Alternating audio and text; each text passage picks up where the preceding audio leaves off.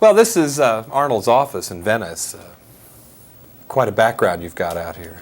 Well, we are overlooking the Red Square, basically. I mean, that's where my office is. There is some architecture like this in Venice, isn't there? Yeah, maybe not as sophisticated and as old as this one is. Now, you're going to think this is a ridiculous parallel, but I'm going to suggest it anyway. While I'm watching Red Heat, I'm also seeing Greta Garbo and Ninotchka and Sid Charisse in silk stockings. Any comments on that? Well, you're absolutely right. Yeah. Because Walter Hill got me Ninotchka as a film to look over and over and over. I looked at many other films and read a lot of stuff about the Soviet Union and all this, which you always do. There's research to get into the character. But Ninotchka, I mean, Greta Garbo plays exactly the character the way I wanted to play it in this film, which is this arrogant kind of character in the beginning. Deadpan. Yeah, exactly, totally deadpan, yeah. And then change throughout the film and become and show the human side of the character. And she does this really well. Of course, she has much more time because she's in Paris in this film for a period of several months, whereas I'm only in Chicago for 2 days, basically. So, but even in those 2 days, I changed, and I realized that you can work together, East and West, and you don't have to be enemies, and that we have so many things in common, the same kind of problems, and so that's what I realized in the film. So this film, Ninotchka, was a very important film for me, and I saw at least 2-3 times a week, every week while we were shooting the film. It's one thing to talk about how physically right you are for this role, but I'd like also to talk about the fact that when you came to America or other countries from your native Austria, maybe you had in your own experience something that could have prepared you for the character of Danko.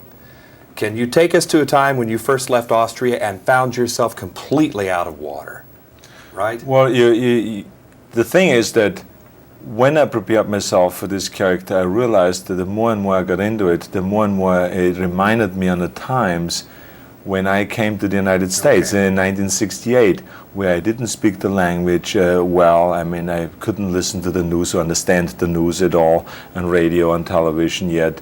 I spoke just enough that I could get by and buy some food and order some stuff in a restaurant and communicate a little bit with people. I felt totally out of place. Everything was different here. The look was different. The weather was different. Everything. So I was like the fish out of the water. So I could really use that experience for this character here, because that's exactly what Danko is. He's this tough cop, the toughest from Moscow, the Dirty Harry of the Soviet Union, and who comes who's to he? Dirty Harry. Yeah, who is he? Right in the movie. That's what I'm asking. Who is Dirty Harry?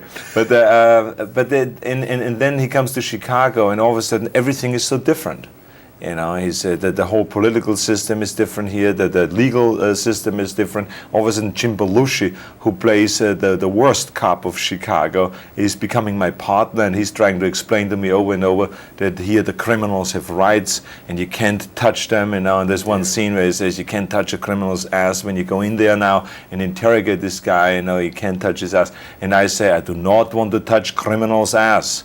And he says, no, that's not what I mean, you know, and that's what creates the comic relief in a movie, that he is always thinking one way, me another. We're trying to kind of work together, and that's the worst thing we could have done, is be matched up with each other and put together and to catch these drug dealers. You know. Let me pursue that parallel a little further, in that when you came to this country, did you kind of bluff your way through some situations, because your character in the movie, even though he's out of water, does seem in control? Well, you have to. Is that similar also? You have to, even though you feel out of control and you feel like you're the fish out of the water, you have to kind of act as if you are in control. Otherwise, people take advantage of this situation. So you always have to kind of appear like you have it all under control. It's a piece of cake, and you know the language pretty well. You know America well. No. So I went through the same thing. And Were I you think learning how to act? That's when I learned how to. No, I think we learn how to act already as babies. I tell you. I mean, that's when you have to act already.